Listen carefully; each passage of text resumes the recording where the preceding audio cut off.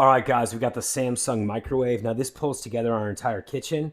We have a Samsung oven, cooktop, dishwasher, refrigerator and freezer, and microwave. So these are very sleek. I would say of the kitchen appliances that I'm aware of, Samsung does a really good job. There's something about the style, the minimal yet really sleek and clean looking stainless steel style. You've got all the settings there that you normally find. They're really easy to use. You can even just click a button to keep it warm. You can soften or melt. There's settings here that you don't normally find.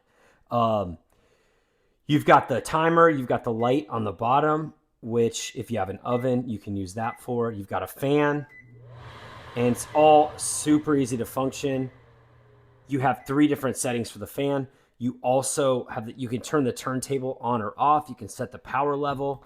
Here's the inside of it. It's a very nice look. I like that it's darker on the inside, not light like a lot of other microwaves. At the end of the day, it's a very nice size microwave. You've got the turntable, you've got the time, and you've got a really nice looking kitchen.